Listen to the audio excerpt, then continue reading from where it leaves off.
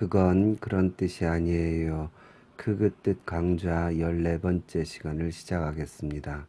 제14강의 제목은 안찰 기도는 성경적인가입니다. 아마 신앙생활을 좀 해보신 분들은 안수기도, 안찰기도 이런 이야기들을 자주 접하셨을 겁니다. 안수기도는 그냥 손을 얹고 하는 거라면 이 안찰기도는 그 아픈 부위를 손만 얹는 게 아니라 때리고 두드리고 문지르고 심지어 손톱으로 끓는 것도 제가 직접 목격했습니다. 그런 모든 신체적인 타격을 주는 기도를 안찰기도라고 부릅니다. 2004년에 제가 첫 번째 책을 홍성사에서 출간을 했는데 우리가 알고 있는 것들 성경에는 없다, 성경에는 없다라는 제목으로 꽤 알려지고 있더라고요. 그런데 이 안찰기도는 없다라는 꼭지를 거기에 제가 넣었습니다. 이후로 여기저기 그 안찰기도에 대한 글들이 인용이 되는 것을 제가 봤습니다. 뉴스앤조인가 하는 신문에도 안찰기도의 어떤 폐해를 얘기하면서 제 책에 있는 글들을 인용을 하고 여기저기 인용들이 되었더라고요. 그래서 저도 그런 목적으로 이 잘못된 것이 사라져야 된다는 목적으로 썼기 때문에 이제는 많이 미개한 시대가 지나고 우리 기독교가 이제 좀 성숙하지 않았나. 안찰에 대한 이야기가 또 안찰에 대한 피해 사례가 이제는 별로 없지 않나. 그전에는 굉장히 많았거든요. 사람이 여러 명 죽었습니다. 때리면서 기도해서. 근데 이제는 좀 조용하지 않을까 싶어서 우연히 제가 최근에 인터넷을 검색을 한번 해봤어요. 그런데 놀랍게도 최근에도 여전히 안찰 기도라는 것이 횡행하고 있다는 것을 확인할 수 있었습니다. 최근에 2019년 1월 11일자 얼마 전이죠. 동아일보 기사에서 제가 본 건데 전주 시내에 있는 한 기도원에서 실제 사건은 2017년에 있었는데 30살 된 장애인 딸을 엄마가 붙잡고 기도원 목사는 때리고 갈비뼈랑 배를 누르고 때리면서 5시간을 기도했다가 다발성 늑골 골절인가 그걸로 그 딸이 죽었다 그럽니다. 그 사건이 있고 재판이 진행되다가 2017년의 사건이 요번에 이제 최종 판결이 난 것 같아요. 근데 목사는 2년형을 받고 그 딸을 붙잡은 엄마는 1년 6개월 아마 실형을 받은 것 같습니다. 그게 확정이 되었다 그러는 것 같더라고요.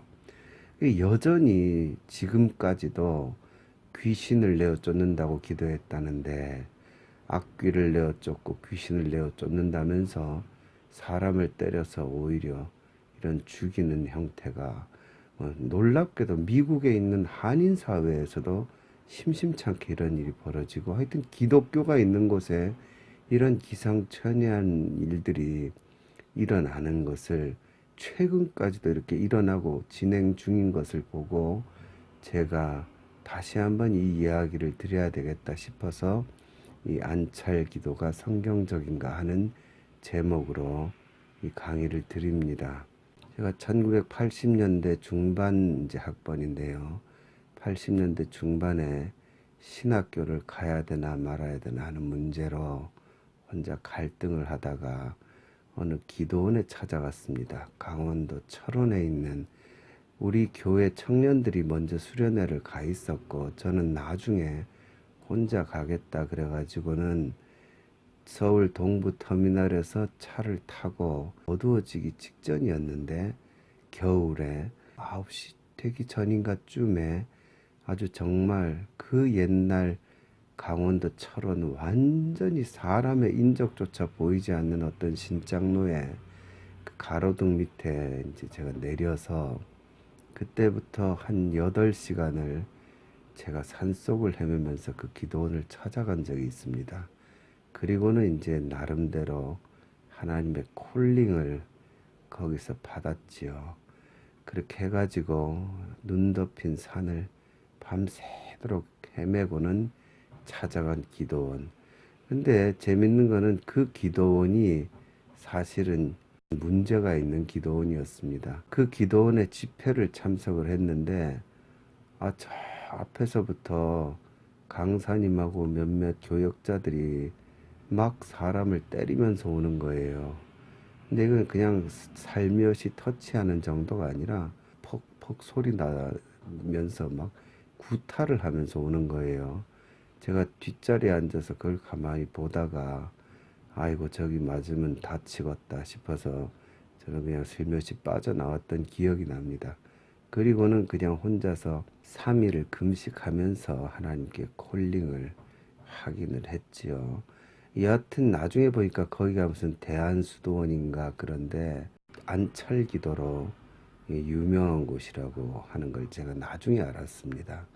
여하튼 그때 그 기억이 있는데 이제 그렇게 신학교 가고 신학교를 졸업한 후에 전도사 우리 교단에서는 시취라 그러는데요.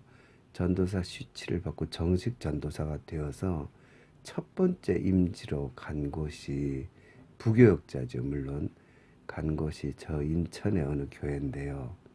그 담임 목사님이 귀신론자였습니다. 뭐든지 다 이제 귀신 들렸다 그러고는 이걸 어떻게 하냐면 안찰 기도로 귀신을 내어 쫓는 그런 분이셨어요. 늘 목사님 옆에 부교역자니까 쫓아다니면서 정말 첫 번째 임지에서 현실 기독교를 정말 야 세상에 이렇게 목회를 하는구나 이게 어떻게 말이 되냐 하면서 혼자 갈등을 많이 했던 기억이 납니다. 동네 아줌마들 불러 모아놓고 아프다는 아줌마를 때리고 쭈무르고 지금 같으면 난리가 났을 거예요. 근데 하도 옛날이니까 그 당시에는 오히려 아줌마들이 줄줄이 안 믿는 사람들도 모여와서 신기하게 이렇게 쳐다보고 본래 기괴한 행동을 하면 상대에게 두려움을 줘서 심리적으로 제압을 할 수 있거든요. 그걸 이용해서 하여튼 안찰 기도를 하고 재밌는 거는 안찰을 받은 분이요. 또 낫는다 그래요. 왜냐하면 이제 뭐 감기 걸렸다, 몸살이다, 다리가 아프다, 근육통이다 그러면 그 목사님이 손님이 좋으신데 막 주물러 주니까 그 어느 정도 그 고통이 사라지겠지요. 실제로 그런 것 같았어요. 근데 어쨌든 그 목사님은 그렇게 하면서 젊은 저는 쫓아다니면서 도대체 목회가 이런 건가? 이게 하나님의 나라를 위해 일하는 건가? 혼자 고민을 많이 하는데 그 목사님은 나름 목회를 잘 하신다고 소문이 나고 교회도 새로 짓고 뭐 그러면서 그 목회를 잘하는 분으로 또 꽤 알려졌습니다.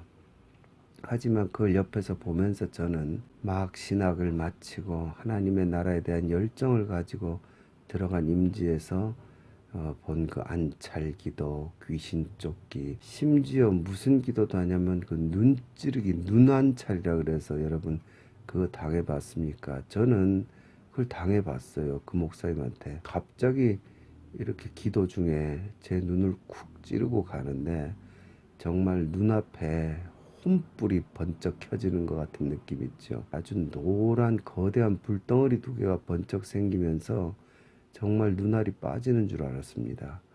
그러면서 이제 어떤 기괴하고 신비한 어떤 그게 체험이다 이런 식으로 어필하면서 목회를 하셨던 것 같아요. 그래서 그런 행태를 보면서 제가 과연 성경에 이 안찰 기도라는 게 나오는 건가? 이게 성경적인 건가? 제가 그래서 이제 그때부터 성경을 뒤져보기 시작했습니다. 성경에 보니까 안찰이라는 말이 개역 성경에 딱 한 번 나옵니다.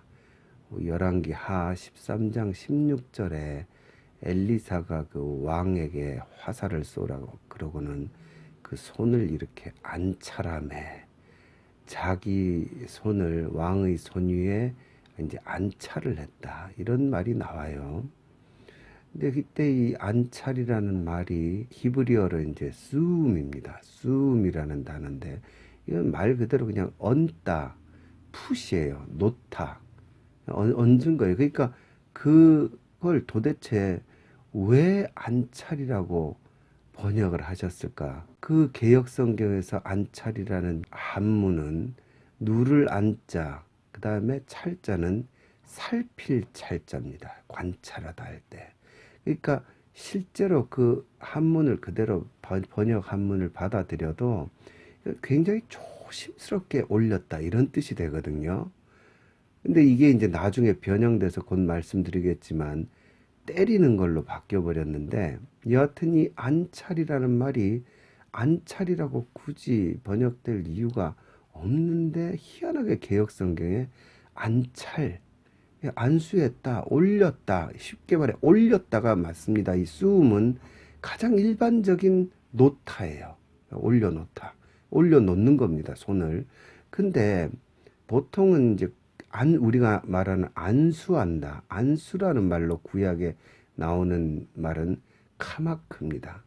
이 카마크라는 말은 약간 의식과 제사와 종교적인 말이에요. 예를 들어서 신명기 34장 9절에 모세가 여호수아에게 안수했다. 혹은 뭐 레위기나 민수기에 제물에게 안수를 제사장이 한다. 이때 이제 카마크라는 말을 쓰는데 이것도 약간 종교적으로 주로 쓰이는 얹다, 놓다 이런 뜻입니다. 영어로 푸시죠.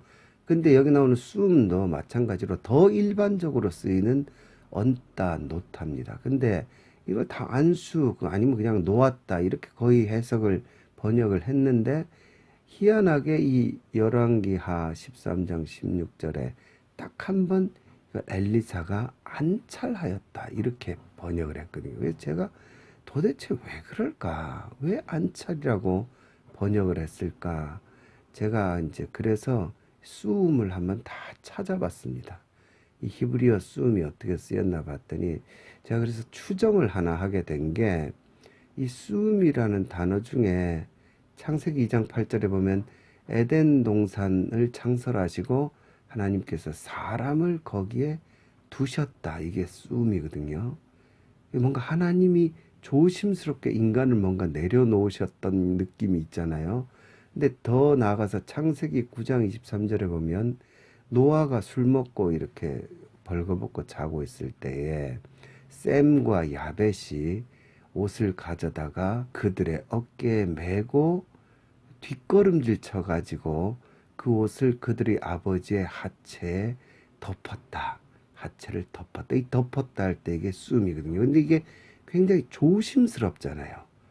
이 옷을 놓는 장면이 뭐 벌썩 이렇게 던져가지고 놓는 게 아니라 조심껏 놓는 이미지가 있으니까 아마도 개역 성경을 번역하신 분이 이런 구절들을 의식하면서 이 수음은 그래도 좀 조심스럽게 놓는 거구나. 그래서 안찰, 그러니까 살피면서 조심스럽게 올려놨다는 의미로 안찰이라고 번역한 거구나. 그런 면에서는 이게 이제 그렇게 부정적인 건 아닌 것 같아요. 물론 그것도 너무 의역을 한 거죠. 결국은 그래서 이제 개역 개정판, 지금 우리 쓰는 개역 개정판에는 그냥 엘리사가 자기 손을 왕의 손 위에 얹었다. 이렇게 그냥 번역해서 현재는 안찰이라는 이 단어가 사라졌죠. 근데 문제는 오히려 굉장히 조심스럽게 손을 올렸다는 표현으로 누를 안, 살필 찰 이렇게 나오니 단 한 번 나오는 개역성경의 안찰이 점점 변형이 돼가는 거예요. 누군가 한문을 잘못 쓴 흔적이 있어요. 그게 뭐냐면 누를 안, 살필 찰 이게 원래 개역성경이 차용한 한문인데 이걸 누를 안, 문지를 찰자로 바꿔서 쓴 것 같아요. 그래서 누르고 문지른다는 개념으로 이게 오도된 겁니다. 왜곡된 거죠. 근데 그거보다 더 많이 제가 실제 목회 현장에서 확인한 거는요. 거의 대부분의 성도님들은 찰자가 찰싹 때리는 거잖아요. 대부분 그렇게 이해를 하고 계세요. 찰에서 때린다는 어떤 느낌을 받고 계신 거죠. 그래서 여하튼 이 찰이 안찰이 때리면서 하는 기도로 정착이 되었고, 안수만 하면 밍밍하니까 이 안수하는 손에 더 힘이 들어가고요. 이제 때리거나 힘이 들어가서 꽉 누르거나 하면 반응이 나오잖아요, 사람들한테. 그럼 이 반응이 주로 귀신론하고 연결되면 속에 있는 귀신이 반응하는 것 같고, 또 아까도 말씀드렸지만 뭔가 기괴한 걸 하면, 기괴한 일을 하면 주변 사람들이요, 실제 본인은 괴로워요. 옆에서 구경하는 사람들이 그 뭐 센 게 있나 보다, 그런 식으로 해가지고 주변의 어떤 효과를 배가시켜서 안찰 기도라는 것이 지금도 한국 교회를 안 떠나고, 그래서 심한 경우에는 사람이 죽고 다치고 뭐 이런 일들이 벌어지는, 이런 정말 웃을 수도 없는 일들이 우리 교회 안에 아직도 남아 있는 거죠. 결론적으로 말씀드리면 안찰 기도라는 건 없는 겁니다. 그런 건 존재하지 않습니다. 그리고 가장 중요한 거는, 뭐 안수 기도는 접촉의 의미지요. 접촉하여 간절함으로 하나님께 기도하는 건 있지만, 때려서 반응을 얻고 때려서 귀신을 내어쫓는다는 개념은 성경에 전혀 나오지 않는 거짓된 기도 행위입니다. 여러분, 기도하면 병이 낫습니까? 아마 제가 설교를 하면서 이 얘기를 하면 아멘 하고 전부 다 반응을 할 겁니다. 그러나 기도해도 안 낫는 병이 있습니다. 바울은 자기가 3번이나 기도했는데도 하나님이 안 낫게 해주셨다는 걸 간증합니다. 바울이 많은 병자를 고쳤다고 나오잖아요. 근데 병자 고친 얘기는 성경에 한 번도 자랑 안 합니다. 바울 서신 13권에서요. 근데 자기가 오히려 병을 못 고쳤다, 기도했는데 하나님이 안 고쳐주시더라 하는 거는 이야기합니다. 그 기도해도요, 병이 안 나올 수 있어요. 하나님이 못 하신다는 게 아니에요. 하나님이 원하시면 멀리서 그 사람 위해서 기도해도 나을 수 있고요. 하나님이 안 원하시면 때리고 발로 차고 누르고 별짓을 다 해도 안 나아요. 그런 나의 어떤 수단으로 내가 부적을 잘 쓰고 내가 주문을 잘 외워서 하나님의, 그건 하나님이 내 알라딘의 램프 요정이 되는 거예요. 그런 건방지고 어리석은 발상 자체가 기독교 안에 있으면 안 되지요. 우리 물론 아픈 자들을 위해 기도해야지요. 간절히 기도하지만 하나님께 달린 겁니다. 뭐 옛날에 제가 어느 기도원 갔더니요, 등짝을 손톱으로 긁으면서, 제가 그 보러 갔는데 이단 교주가 등짝을 긁어서 등에 빨간 오선지가 나면서요, 디스크가 병이냐 디스크가 병이냐 이랬는데, 여러분, 병의 경중이 하나님께 무슨 의미가 있습니까? 하나님은 감기나 몸살은 그럭저럭 효능이 좋으시고 잘 고치시고, 불치병은 못 고치시고, 그렇게 하나님께 무슨 병 고침에 있어서 어떤 그 차별이 있습니까? 말이 안 되는 거죠. 다 인간의 어리석은 생각들입니다.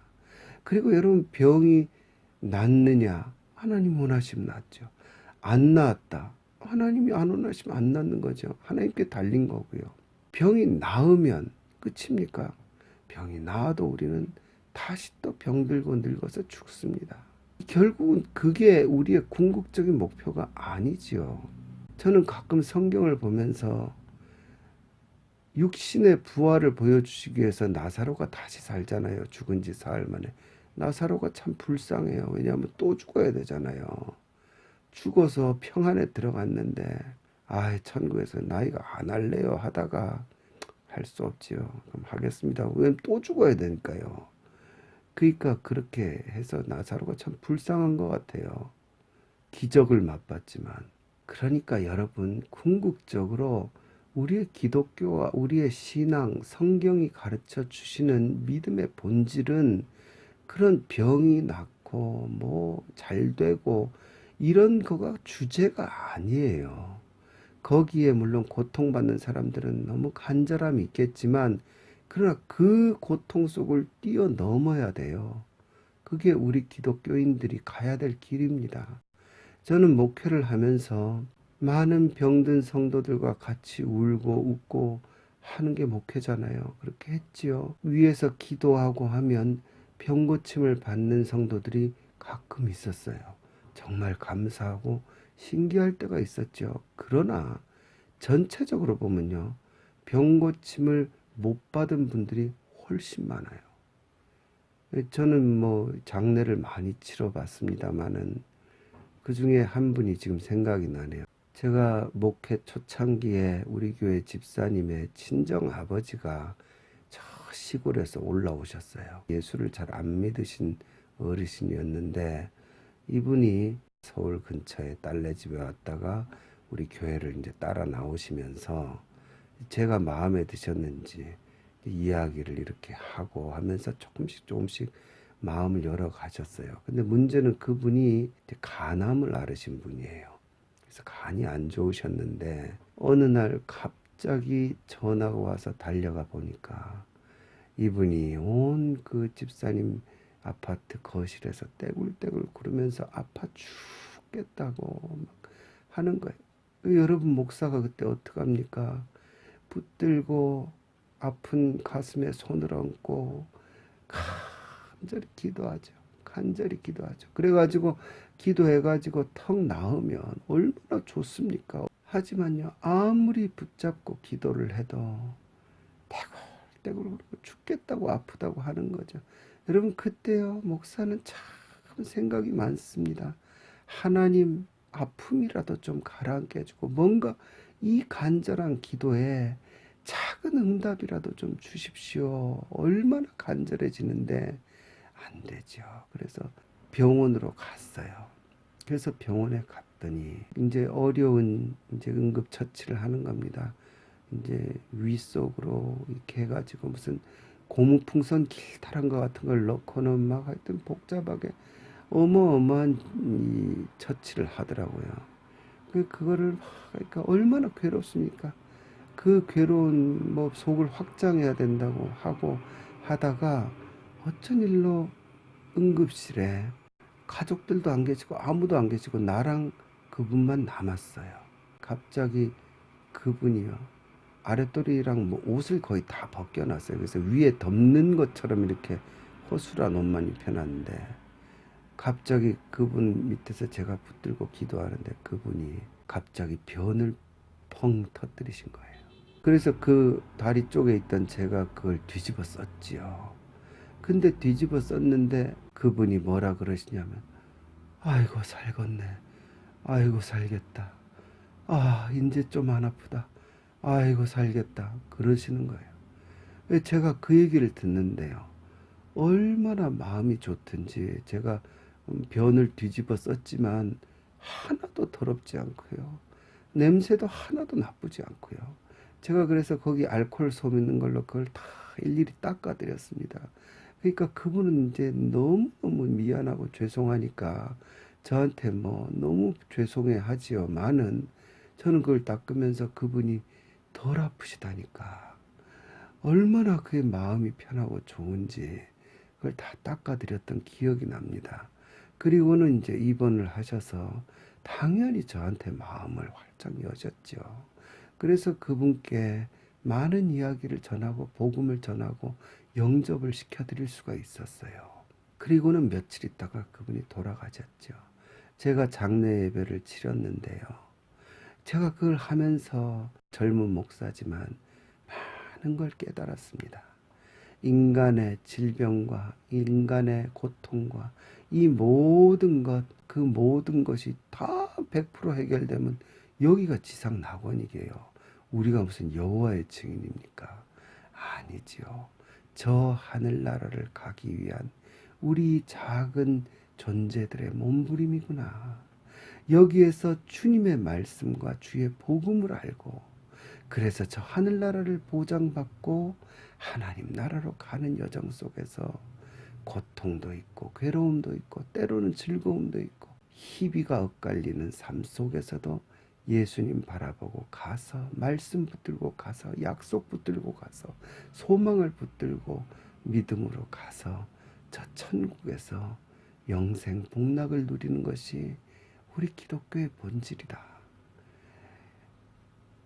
제가 장례 예배를 치르면서 그걸 다시 한번 깊이 확인을 했습니다. 여러분 이 땅의 그 허튼 번영주의, 잘 돼야 된다는 기복주의, 그걸로 무속적이고 왜곡되어간 우리 기독교가 정신을 차리고 정말 순수한 성경의 종교, 말씀의 종교, 그 말씀으로 올바로 만난 하나님을 쫓아가는 그러한 진짜 진리의 종교가 되어야 될 줄 믿습니다.